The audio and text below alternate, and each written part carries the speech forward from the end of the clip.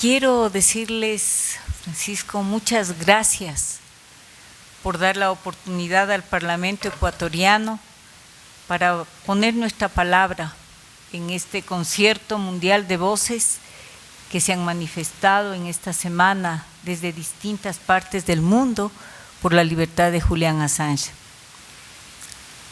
De Julian Assange, que junto a Edward Snowden, sin lugar a duda, son los asilados políticos más relevantes del mundo en este siglo XXI. Y digo sin lugar a duda porque resulta que estos dos personajes han roto los paradigmas más preciados sobre los que se ha construido el gran imperio. Paradigmas como el absoluto respeto a la libertad individual. Paradigma como el pulcro manejo de la administración pública. Paradigma como que los Estados Unidos es el santuario de la competencia leal, la meca de la transparencia y de la verticalidad. Todos estos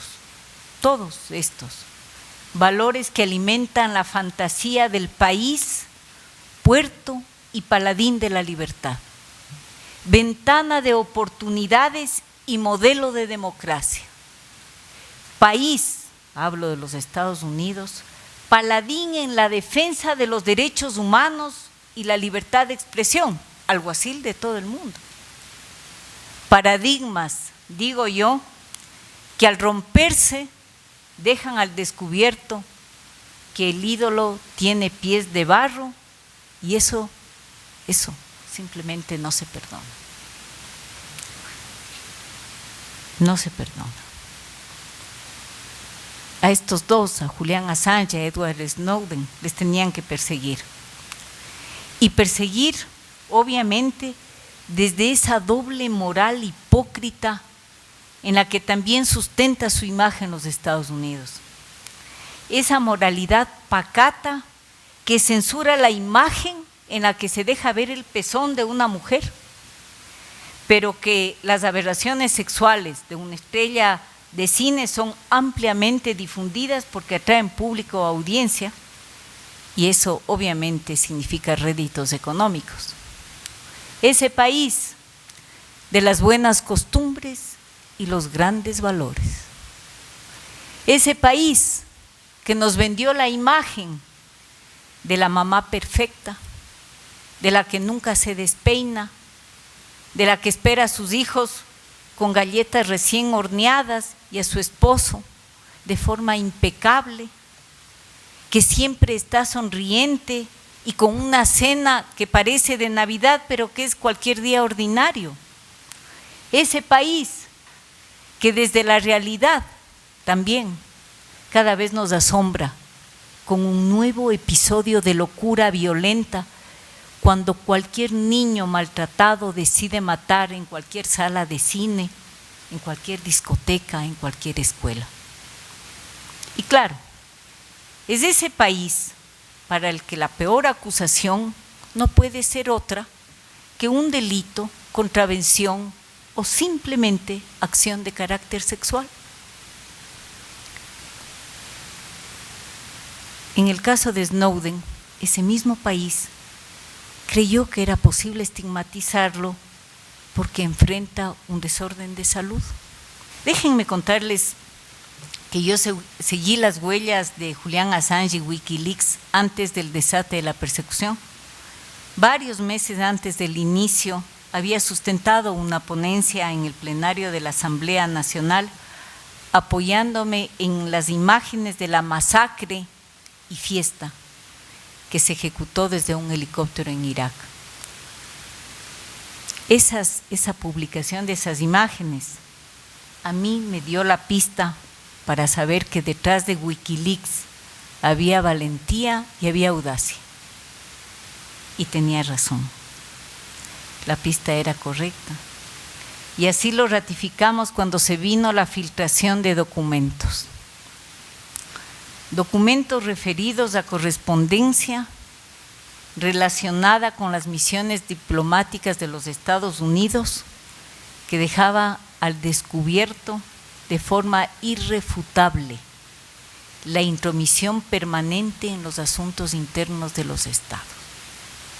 Información que dejaba ver con claridad la forma de operar, los nombres de los cipayos criollos, de los vendepatrias, pero más que todo eso, esa filtración demostró que los Estados Unidos, que ellos también son vulnerables.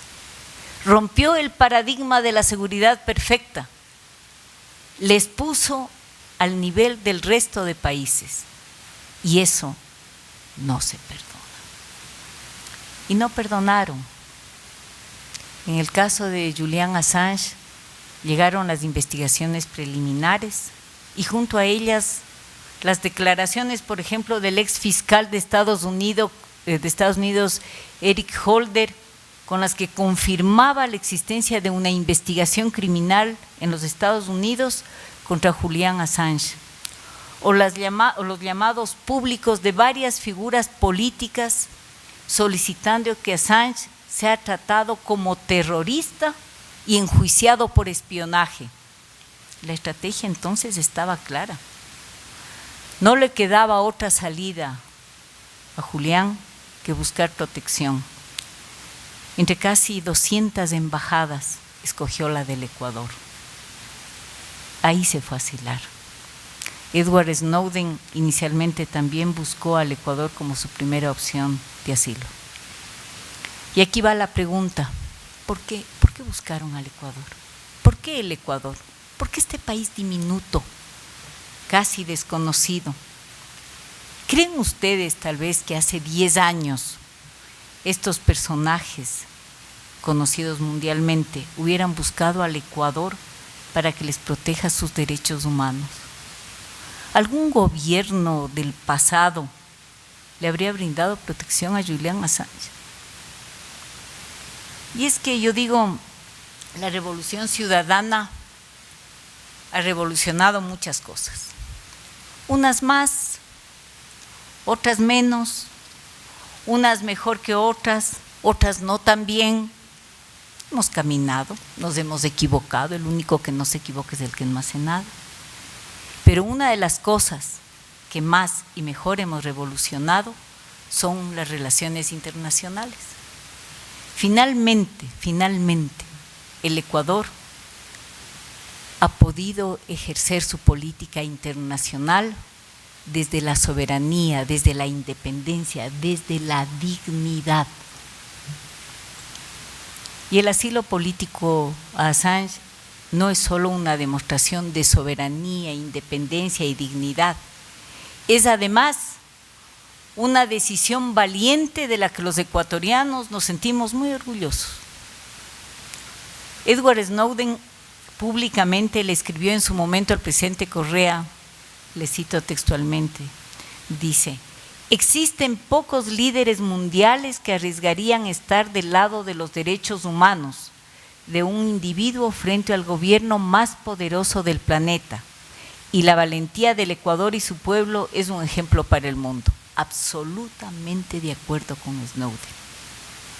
Creo que no me equivoco al decir que el asilo político a Julian Assange es una de las decisiones de política internacional más trascendentales y de mayor impacto para la imagen de nuestro país en el mundo, que confronta, ese asilo confronta a visiones diferentes de lo que se entiende como derechos humanos. Mientras que hay países que persiguen a los mensajeros que denuncian los abusos de derechos humanos, el Ecuador resiste firme en la protección de esos mensajeros y de sus derechos humanos. Pero no nos engañemos. Si bien el asilo a Julian Assange es una decisión que le ha traído un prestigio invalorable, incuestionable al Ecuador entre la sociedad civil que defiende los derechos humanos, nuestro país no lo hace por conseguir prestigio o por imagen. Lo hace amparado en los principios constitucionales. Lo hace por convicción y lo hace por coherencia, sabiendo y asumiendo que enfrentamos costos políticos. Pero además lo hace porque el Ecuador no solamente que es signatario, sino que respeta y asume la Declaración Universal de los Derechos Humanos, que en su artículo 14 señala que en caso de persecución, toda persona tiene derecho a buscar asilo y a disfrutar de él en cualquier país. Y también lo hace porque en el artículo 41 de la Constitución de la República se establece el reconocimiento a los derechos de asilo y refugio, de acuerdo con la ley y los instrumentos internacionales de derechos humanos, añadiendo en ese mismo artículo que las personas que se encuentran en condición de asilo o refugio gozarán de protección especial que garantice el pleno ejercicio de sus derechos y que el Estado respetará y garantizará el principio de no devolución, además de la asistencia humanitaria. Sigue el artículo. El Ecuador le concede el asilo porque estamos conscientes que sus temores de persecución política son fundamentados, porque Julian Assange podría ser extraditado a los Estados Unidos de Norteamérica y enfrentar posibles acusaciones de espionaje y traición, debido a la desclasificación y publicación de información embarazosa para el gobierno de los Estados Unidos. Y porque también estamos conscientes que la represalia legal en su contra podría poner en peligro su seguridad, su integridad e incluso su vida, pues una eventual extradición a los Estados Unidos de América no le garantiza un juicio justo. Allí podría ser juzgado por tribunales especiales o militares e inclusive podría ser sometido a tratamiento cruel y degradante en violación a sus derechos humanos. No es ficción lo que estoy diciendo. Esto ya ha ocurrido con otros activistas que han sufrido acusaciones de la misma naturaleza. Pero además, el Ecuador le dio protección y asilo porque sabemos, estamos convencidos que sobre Julian Assange no existen juicios penales ni cargos en ningún país del mundo. Y ese parecer de nuestro gobierno tuvo su respuesta desde el grupo de trabajo sobre detenciones arbitrarias de Naciones Unidas, que determinó que la situación de Julian Assange equivale a una detención arbitraria y que sus derechos humanos están siendo vulnerados. Ese grupo de trabajo que señala, entre otras cosas, señala que a Julian Assange se le ha negado la oportunidad de proporcionar una declaración que es un aspecto fundamental del principio de contradicción, el acceso a pruebas de descargo y por lo tanto la oportunidad de defenderse de cualquier acusación. Ese mismo grupo señala que el tiempo de su detención es ipso facto incompatible con la presunción de inocencia, que a Julian Assange se le ha negado el derecho a impugnar la proporcionalidad de la orden de detención a la luz de la longitud de la misma, es decir, de su confinamiento en la Embajada del Ecuador. El tiempo y la perseverancia le van dando la razón al Ecuador. Son 4 años ya de libertad negada para Julian Assange, acogido en nuestra embajada, donde las condiciones son muy difíciles para un encierro tan prolongado. 4 años. 4 años que han permitido fortalecer la matriz mediática construida por sobre Julian Assange y nuestro país, matriz mediática construida desde los Estados Unidos, y que Noam Chomsky la describe, y voy a citarle textualmente porque me parece impecable. Dice: Julian Assange es la matriz que se ha construido. Julian Assange es un hacker que roba información a través del Internet para atacar a Estados Unidos y ayudar a los enemigos de Estados Unidos. Un terrorista cibernético que además está prófugo de la justicia, que lo condenó por haber violado a 2 mujeres. Se encuentra refugiado en la Embajada del Ecuador en Londres. Es un país de extrema izquierda gobernado por un dictador autoritario, enemigo de los periodistas y de la libertad de prensa. Pero no perdamos el norte. El asilo político a Julian Assange, si bien en esencia es una medida humanitaria y de derechos humanos, ciertamente trasciende esa esfera, porque levanta el debate mundial sobre cómo el poder de los medios es capaz de secuestrar la verdad para intentar ocultarla de la historia. 4 años en que ese encierro, a pesar del tiempo transcurrido, no ha borrado ni la huella, ni ha alterado la imagen, ni el talante de Julian Assange, peor de nuestro país. Y es que esos pocos metros cuadrados en los que se mueve Julian Assange desde hace 4 años le han dado el poder de cruzar paredes, fronteras y continentes. Y su voz y su trabajo cada día se actualiza y nos devela los intersticios del manejo del poder real, del poder global, y nos da herramientas para resistir, para entender, para avanzar. Un encierro de 4 años que pretendió ser aislamiento y que no tuvo suerte. 4 años en que Assange ha movilizado a lo más connotado de la intelectualidad mundial. Por eso me pregunto yo, ¿cuál será la respuesta de los gobiernos del Reino Unido y del Reino de Suecia a más de 500 personalidades de todo el mundo, entre académicos del derecho, exfuncionarios de Naciones Unidas, destacadas organizaciones internacionales y defensores de derechos humanos, incluyendo 4 premios Nobel de la Paz, que les urgen públicamente que cumplan con lo establecido por el Consejo de Derechos Humanos y den fin a la privación de Julian Assange, privación de la libertad de Julian Assange? ¿Cuál será su respuesta? ¿Qué dirán Jean-Claude Juncker, presidente de la Comisión Europea, y la alta representante de la Comisión para Asuntos Exteriores y Políticas de Seguridad, Federica Mogherini, a la declaración suscrita por 38 eurodiputados? Ahora ya no hay que preguntarle mucho al Reino Unido qué dirá, pero vale la pena. En la que condenan la manera en que Julian Assange ha sido privado de las libertades fundamentales, incluida la libertad de circulación, expresión y de información, el acceso a la justicia, el acceso a la luz solar, al aire fresco, a instalaciones médicas adecuadas y al derecho a la seguridad jurídica y de procedimiento, señalando que en su caso ha habido una clara violación de la Convención Europea de Derechos Humanos, en particular de sus artículos 5, 6, 8 y 10, y solicitando que la Comisión Europea a su vez exhorte a los gobiernos del Reino Unido y del Reino de Suecia a que cumplan con lo establecido por el Consejo de Derechos Humanos en el caso de Julian Assange. ¿Hasta cuándo el Reino Unido y el Reino de Suecia no asumen que el sistema internacional de derechos humanos, bajo la tutela de la Organización de las Naciones Unidas, constituye el máximo referente sobre derechos humanos para todos los Estados miembros de esa organización?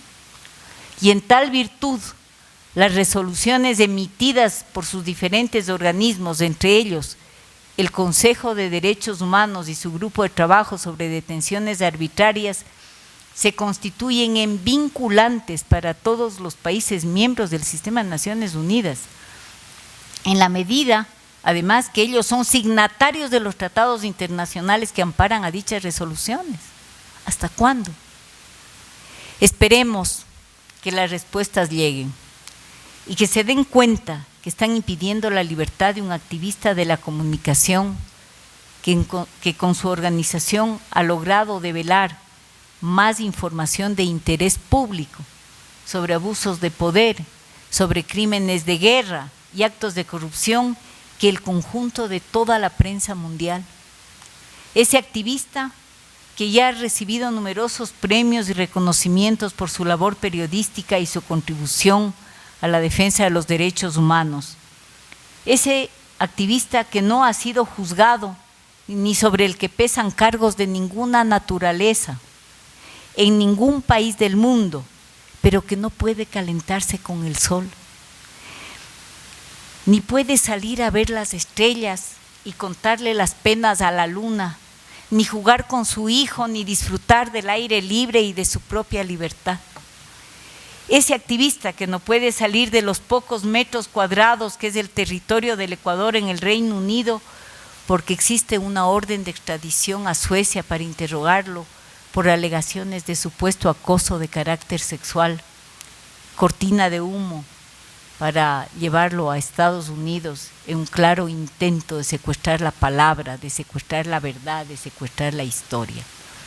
Por eso, desde la Asamblea Nacional del Ecuador, levantamos nuestra voz para decir que respaldamos la decisión soberana de nuestro gobierno de haberle otorgado el asilo a Julian Assange, que nosotros reconocemos y saludamos el pronunciamiento del Grupo de Trabajo sobre Detenciones Arbitrarias del Consejo de Derechos Humanos de las Naciones Unidas, declarando arbitraria la situación de encierro de Julian dentro de la Embajada de Ecuador, que instamos a los gobiernos del Reino Unido y del Reino de Suecia para que cumplan lo estipulado por el Grupo de Detenciones Arbitrarias, tomando en cuenta su pertenencia al Sistema Internacional de Derechos Humanos y a Naciones Unidas.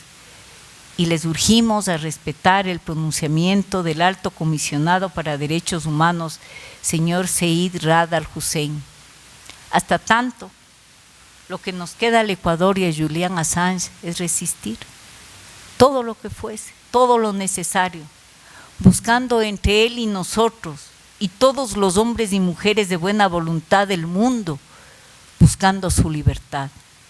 Decirle a Julian que no se doble, que no está solo, que él ha construido para el mundo un gran espejo para mirarnos y caminar dignamente, soberanamente, que le agradecemos su intrepidez y valentía y que juntos lograremos verle libre para que alcance los sueños.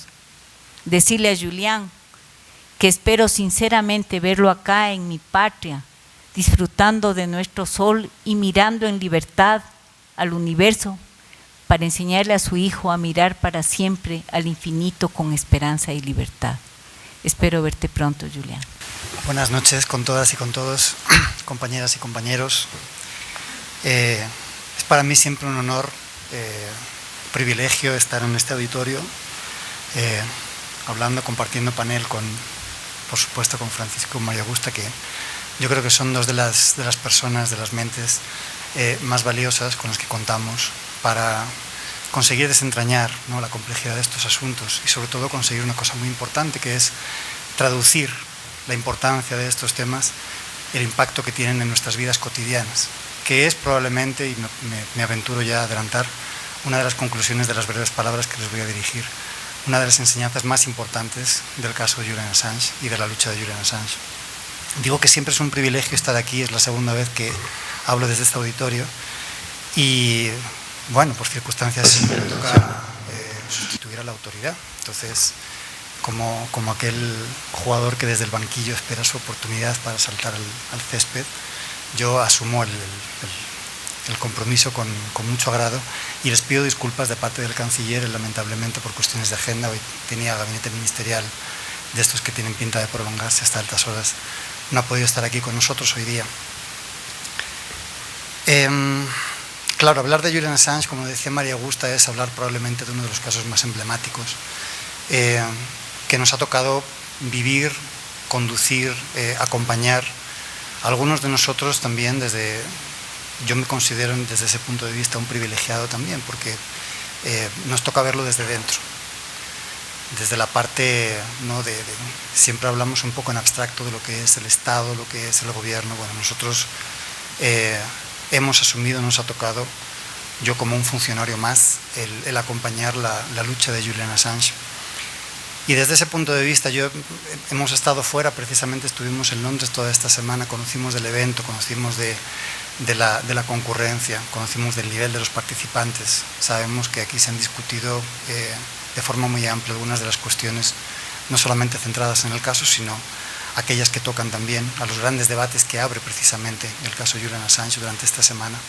Entonces mi intención aquí es simplemente contarles un poquito desde el otro lado, ¿no?, cómo se perciben algunas cuestiones relacionadas con el caso y sobre todo cuáles son algunas de las enseñanzas que nos ha dejado, y a mí personalmente también, el caso de Julian Assange. Quizá uno de los momentos más definitorios de nuestra reciente visita a Londres, de la visita del canciller y del equipo que le acompañamos, fue cuando tuvimos ocasión de tener una reunión con Hugo Schweier, que es el ministro de Asuntos Exteriores, el equivalente al viceministro de Asuntos Exteriores y de la Commonwealth, del Foreign and Commonwealth Office. Evidentemente, y como decía María Augusta, las relaciones con los dos países implicados que se quieren implicar directamente en el caso, porque hay un tercero que evidentemente nunca ha admitido que tiene una implicación directa, que son los Estados Unidos. Pero las relaciones se han visto en momentos complicados. Ha habido evidentemente una afectación a la relación bilateral, tanto con Suecia como con el Reino Unido. Pero en fin, es una cuestión que a nosotros también nos ha tocado asumir como parte precisamente de una posición de principios que es la que siempre ha asumido el Ecuador, el gobierno del Ecuador respecto del caso Assange. Y hay un momento en el que, desde mi punto de vista, con sentido de Estado, con sentido también de intentar proponer la vía del diálogo para resolver las diferencias, para intentar avanzar en el caso, pues el canciller Long le plantea a Hugo Schweier que deberíamos pensar en, quizás sin usar estas palabras, pero en un ejercicio de madurez, un ejercicio también de comprender cuál es la importancia de mantener una relación a pesar de las dificultades, igual que el gobierno británico lo ha hecho con otros países, como por ejemplo la Argentina, por el tema de las Malvinas, y luego siguen desarrollando una relación bilateral. Pues le invitó a mantener conversaciones, a reanudar el diálogo, a tener de nuevo una relación bilateral más fluida. Y la respuesta del señor ministro literalmente fue: "We have to take the elephant out of the room first", que básicamente quiere decir, no, hasta que no resolvamos el problema, el Reino Unido no va a poder considerar que tiene una relación lo suficientemente fluida y abierta para poder avanzar en temas importantes que son de mutuo interés. Y claro, de repente a uno le cruza por la memoria aquel momento, creo que fue el 19 de agosto, el 20 de agosto de 2012, perdón, 22, 23 de agosto, 4 días después de que el canciller Ricardo Patiño, en aquel momento canciller de la República, hubiera concedido el asilo diplomático, hubiera hecho una declaración pública concediendo el asilo diplomático a Julian Assange, cuando recibimos una nota verbal del Reino Unido, en el que básicamente se nos venía a decir que entrásemos en razón, que ellos no querrían acceder a las dependencias de la Embajada Británica para capturar a Julian Assange. No se querían ver obligados a hacerlo. Y no terminaron la frase como diciendo, si nos vemos obligados lo vamos a hacer. Y no sé si ustedes recuerdan, pero la postura del Ecuador en ese caso fue de una posición soberana, una posición de intentar buscar la solidaridad de los países amigos, intentar buscar el apoyo del sistema multilateral, de los organismos de integración regional, intentar dar una respuesta adecuada a una agresión de esas características. Y lo conseguimos. Conseguimos resoluciones favorables de apoyo al Ecuador de parte del UNASUR, de parte de la CELAC, de parte de la OEA, de parte del ALBA. Y ahí fue cuando, por primera vez, yo percibí que probablemente estábamos haciendo algo que valía la pena hacer. Cuando la reacción tan virulenta, tan desaforada, de alguna manera, era lo que se ponía encima de la mesa para, como en esta ocasión también, yo hago esta equivalencia. Es decir, lo que vino a decir el señor Schweier el otro día fue: el Ecuador lo que tiene que hacer es entregar a Julian Assange y se acaba el problema. Entonces ahí uno comprende que la lucha es compleja, que efectivamente no solamente Julian Assange, sino los que de alguna manera también, en este caso el Estado ecuatoriano, decide asumir su lucha, decide darle una protección que él requiere de acuerdo a temores fundados que el gobierno del Ecuador determina como válidos y determina como suficientemente plausibles como para otorgarle protección. Estamos asumiendo un camino que probablemente tenga consecuencias. Pero en fin, Hasta ahora no nos hemos arrepentido, el gobierno del Ecuador mantiene su decisión de proteger a Julian Assange, mantiene hasta el final esa obligación que él mismo ha contraído de proteger, de dar ayuda, protección humanitaria y de actuar conforme a derecho, que eso es lo que siempre nos queda, ¿no? Estoy seguro que ustedes han tenido muchas reflexiones al respecto esta semana. Existe un impacto global que ha tenido el caso de Julian Assange, en la comunidad internacional, tanto a nivel de gobiernos como a nivel de sociedad civil, a nivel de movimientos sociales, a nivel incluso de ciudadanía. Ahí yo siempre distingo entre dos momentos, evidentemente, cuando hablamos de revelaciones en la era del Internet, ¿no? en la era de la conexión digital, de la sociedad de la información. Hay un primer momento que es efectivamente el que se inicia cuando Wikileaks salta a la palestra, ¿no? Adquiere una relevancia global a partir de las revelaciones, de algunos de los casos que ha comentado antes María Augusta, pero que en el fondo revela graves violaciones, sistemáticas violaciones a los derechos humanos por parte de una serie de estados y de gobiernos del mundo. Y hay quizá un segundo momento. Por supuesto, siempre hay que hablar de Julian y de Chelsea Manning, ¿no? Probablemente Chelsea Manning, que es también una de las personas más valientes, una de las luchadoras que ha entregado su vida, ¿no? Para que todo esto hubiera salido a la luz y para que ahora mismo tengamos conciencia de lo que nunca tuvimos en su momento. Siempre hay que mencionar su entrega, su sacrificio. Hay un segundo momento, como les decía, que es cuando Edward Snowden revela no ya contenidos, sino que revela procedimientos. Y ahí definitivamente entramos en otra fase. Ahí estamos hablando de los procedimientos, de la utilización de contratistas, miles de personas que están dedicadas a observarlo absolutamente todo. Estamos hablando de recursos prácticamente ilimitados, hablamos de servidores que tienen capacidad de acumular toda la información que se produce en los intercambios por correo electrónico prácticamente en el mundo. Tenemos información respecto de sofisticadas herramientas, últimas tecnologías dedicadas a romper los sistemas de encriptación, que de momento es lo único que nos queda para conseguir cierta privacidad o por lo menos ganar un poco de tiempo. Y ahí efectivamente, ahí es cuando desde mi punto de vista la cuestión ya desborda todos los ámbitos de debate y también de toma de conciencia por parte de la sociedad civil mundial. Yo estaba pensando cuando pensaba un poquito antes en el día sobre qué les iba a contar. Pienso, por ejemplo, en el caso del teléfono Apple, que ha salido a la palestra hace un par de meses.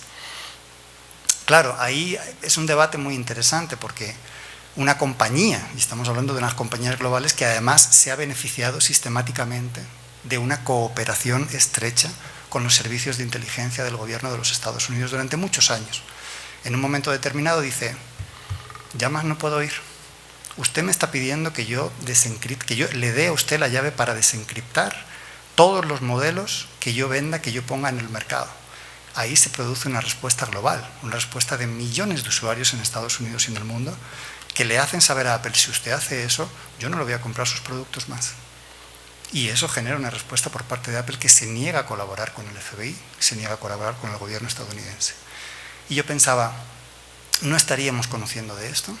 ¿No estaríamos debatiendo sobre la importancia que tiene el tema del acceso no autorizado a nuestras comunicaciones, del impacto que eso tiene en nuestros derechos fundamentales, si no hubiera sido por Julian Assange y por su organización? Desde ese punto de vista, la gran aportación que hace Julian Assange es plantear un debate global y abrir una puerta que otros van a ir progresivamente, por la que van a ir accediendo para ir alimentando ese debate. Eso nos lleva también, por supuesto, a una toma de conciencia respecto de no solamente de las oportunidades que genera Internet, sino también de los peligros y amenazas que se ciernen sobre Internet. Y esto tiene relación también con una cuestión importante, que es todos los procesos de conducción de lo que se llama la gobernanza mundial de Internet o la gobernanza de Internet. Ahí hay una cuestión bien importante porque, claro, cuando nosotros hablamos de quiénes son los que tienen que tomar las decisiones, quiénes son los que plantean y resuelven determinados debates, hasta ahora siempre nos estábamos manejando en un ámbito cerrado, oculto, en el que solamente unos pocos decisores tomaban decisiones relevantes. Precisamente a partir de la identificación de esas amenazas desde Internet es cuando se ponen en marcha también una serie de procesos en el ámbito multilateral, donde se abre la discusión, ya no solamente a nivel de gobiernos y de estados, sino también a nivel de sociedad civil, a nivel de empresas, a nivel de academia. Probablemente el hito más importante que hemos alcanzado a nivel de avance de esa discusión global fue la celebración del evento de Net Mundial en el año 2014 en Brasilia, que se vio acompañado también con la aprobación del Marco Civil de Internet, que es la primera ley que consagra los derechos fundamentales en Internet en el mundo. Esos son avances absolutamente extraordinarios. Y lo digo también, tuvimos la ocasión de participar en el evento de Brasilia, en el Marco Civil, perdón, en el Net Mundial.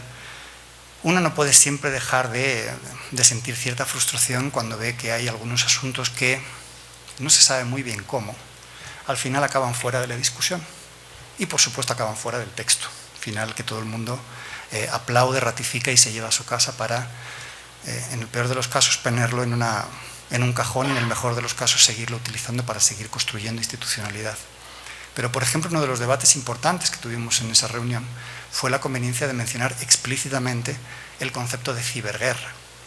El Ecuador apoyó, el Ecuador defendió que el Internet debía ser un espacio totalmente libre de agresión, que debía ser un espacio de paz, y por tanto los estados, los gobiernos, las empresas, la sociedad civil debería propender a que la ciberguerra quedara totalmente erradicada del espacio virtual de Internet. Y por supuesto, en la ronda final de negociación, pues esa palabra desapareció del texto.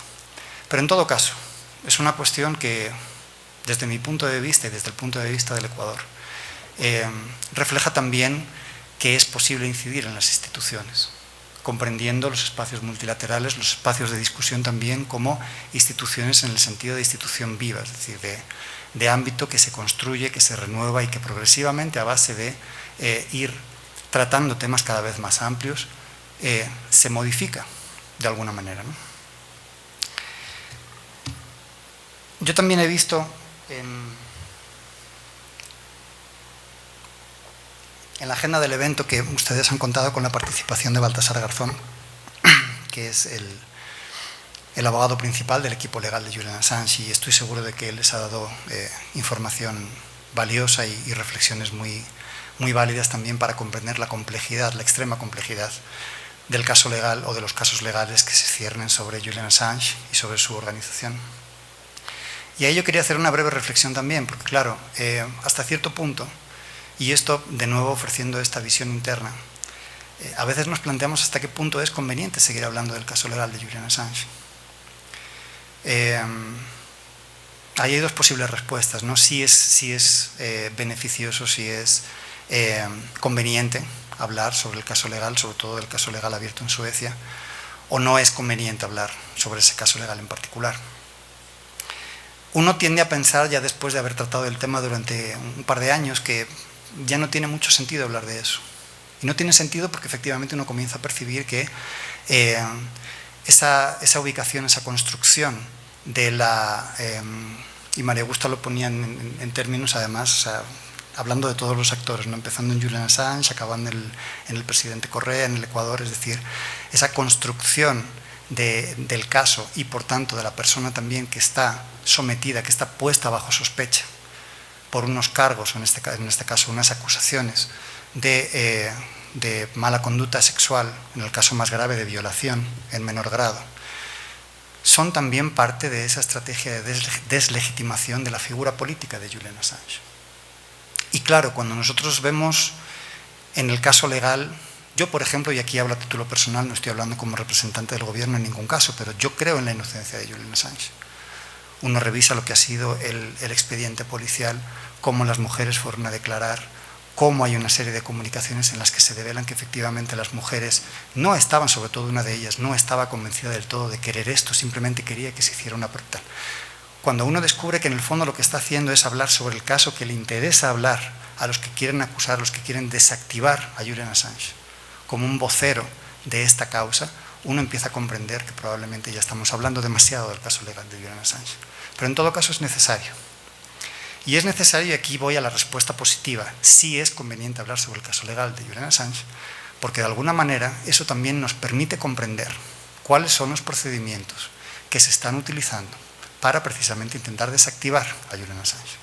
cuando uno ve efectivamente la arbitrariedad de la fiscal sueca, cuando uno ve también cuáles son los procedimientos que se han utilizado para activar una orden de detención para la que, en la opinión de algunos expertos legales, la Fiscalía sueca no estaba autorizada, sino que tenía que ser una autoridad judicial.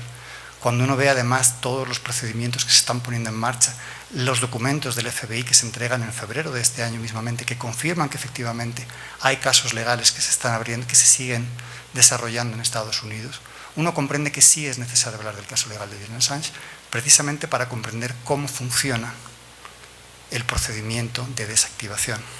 Y de ahí recuerden ustedes también lo que fueron las acciones ilegítimas, por ejemplo, de algunos congresistas de Estados Unidos en el caso del bloqueo financiero de Wikileaks.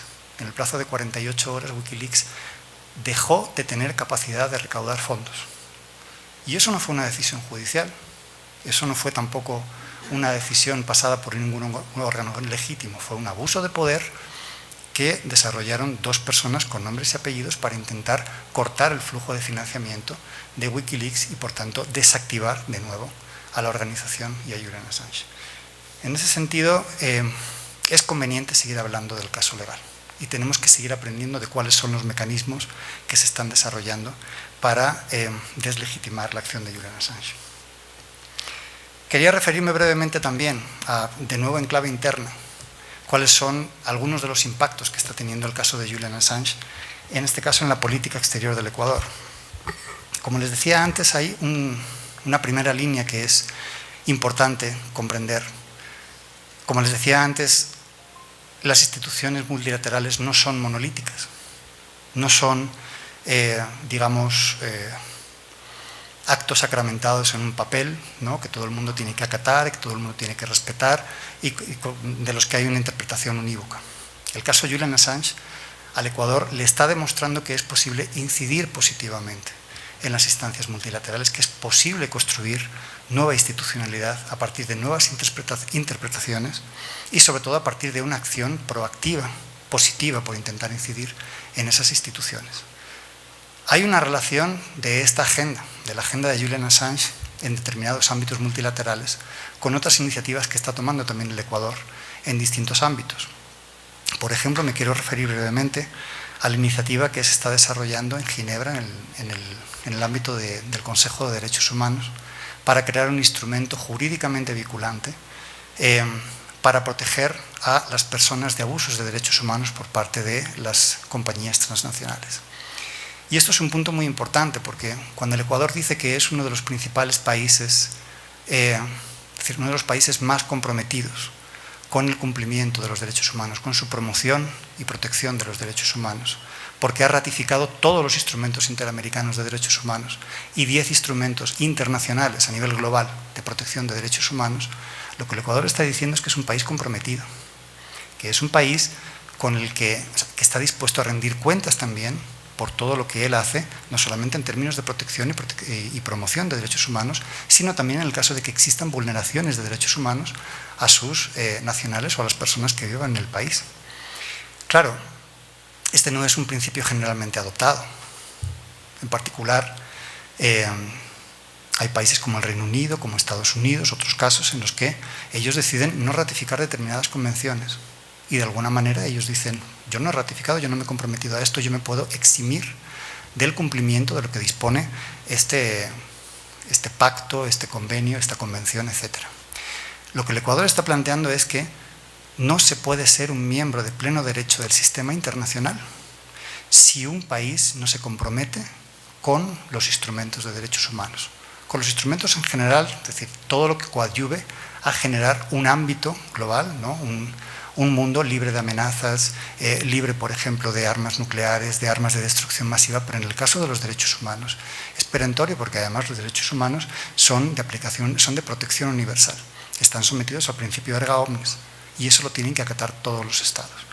Este carácter de establecer instrumentos vinculantes ha sido una de las grandes líneas que ha estado desarrollando el Ecuador en los últimos años. Y eso es lo que sistemáticamente también, cuando el Reino Unido o cuando Suecia dicen ustedes tienen la obligación de entregar a Julian Assange porque él es un prófugo de la justicia.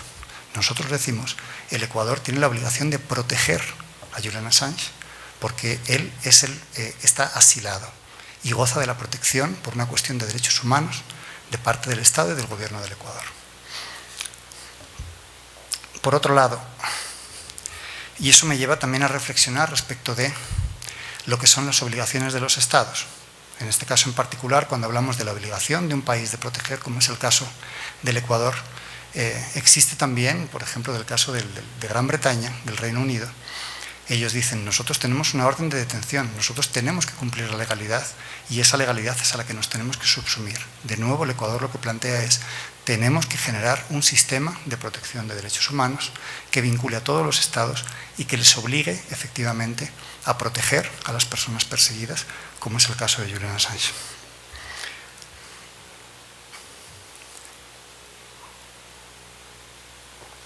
Y por último, quería solamente dejarles un par de enseñanzas adicionales respecto de lo que ha sido también esta conducción política de parte del caso, de parte de nuestro gobierno.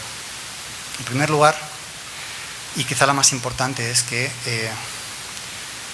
tener una política de principios, tener una política en la que uno confronte la injusticia, que mantenga principios de aplicación general que permitan construir un mundo más justo, puede tener consecuencias negativas, pero también es necesario.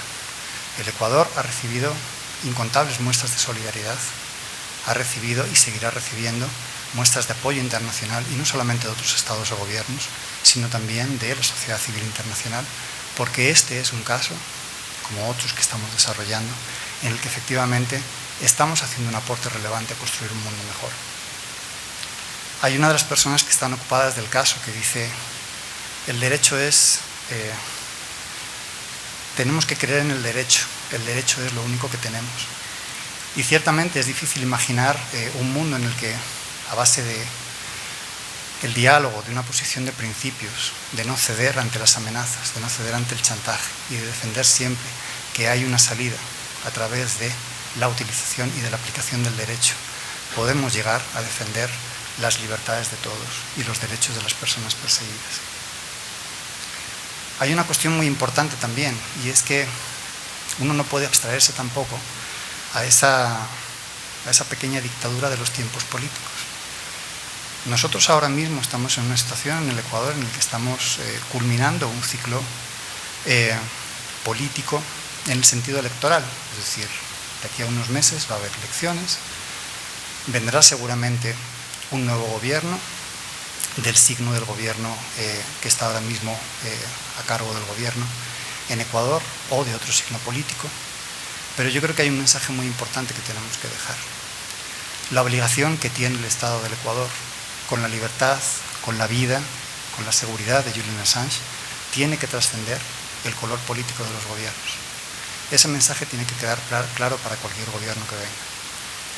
Cualquier acción que vaya encaminada a disminuir el grado de compromiso, que se traduce en un grado de protección del ciudadano Julian Assange de parte del Estado ecuatoriano, sería un retroceso en la posición que el Ecuador ha estado manteniendo y sería un retroceso en términos de la aplicación y de la vigencia del derecho internacional del cual el gobierno de Ecuador ha hecho bandera en estos últimos 10 años.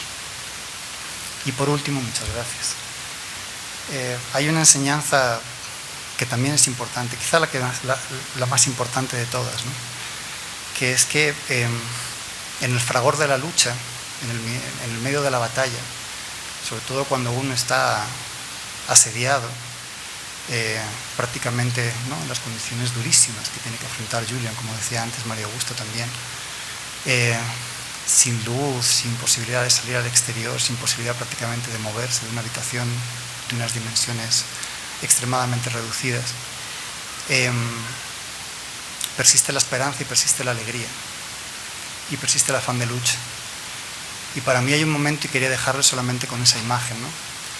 Cuando estábamos trabajando con los equipos legales en una jornada de trabajo en la embajada en estos últimos días, no hay muy enfrascados, muy serios, pensando en los distintos aspectos legales, en la respuesta de unos, de otros, de repente saltó encima de la mesa la gata de Julian Assange.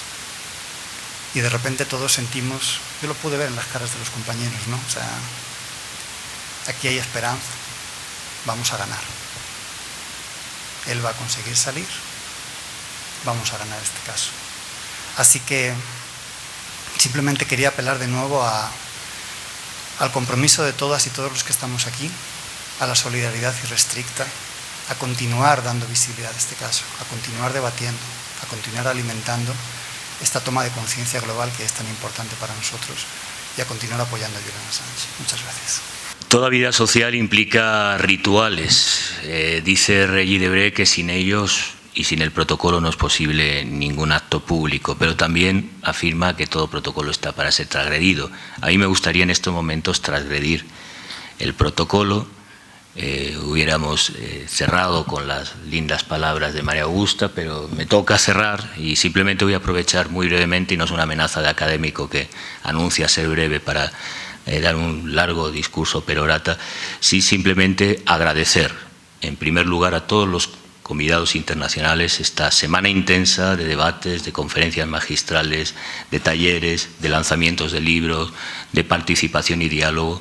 Ha sido posible por la generosidad de nuestros invitados, Ignacio, Leandro, todos los que han venido para participar. Agradecemos su compromiso con Julian Assange, con la causa que implica este caso. Sin su concurso y generosidad de agenda, cumplimiento de medios, atención, el alcance, impacto y situar en la agenda pública no solo de Ecuador, sino a nivel regional, no hubiera sido posible. Así que muy agradecido por toda vuestra participación y compromiso. Mi agradecimiento a FEUCE, a la Federación de Estudiantes, a todas las entidades que han colaborado en la organización, y les voy a pedir dos aplausos. Un primer aplauso a todos y cada uno de ustedes que desde el lunes a primera hora de la mañana hasta esta tarde de viernes han estado participando, asistiendo, religiosamente participando de este ritual, que de algún modo lo que hace es poner en valor lo que señalaba Iván, ¿no? La defensa y la importancia del derecho que nos concierne a todos. Así que un aplauso para todos y cada uno de ustedes.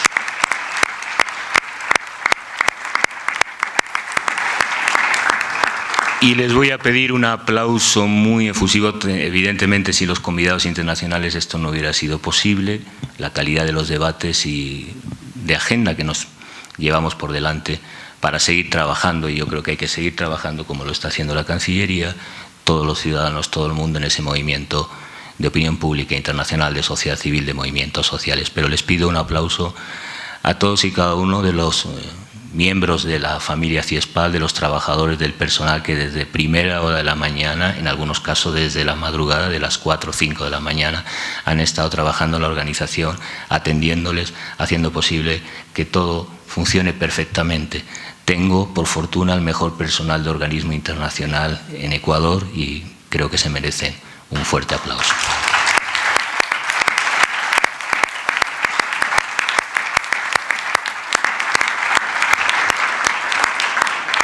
Y con el recordatorio que hacía Iván y que vuelvo a recordar, derecho que no se defiende, derecho que se pierde. Por tanto, a partir de hoy siguen las jornadas en la vida cotidiana, en los frentes, en la calle, en los espacios mediáticos, en las instituciones, para hacer real lo que es un derecho de todos, el caso Assange, y por eso escenificamos en la conferencia ayer en la mañana. Su imagen somos todos, porque en ello nos van las principales libertades públicas, unas relaciones internacionales democráticas y, por supuesto, los principios básicos de dignidad, de justicia y de paz en el mundo. Muchas gracias a todos por ello.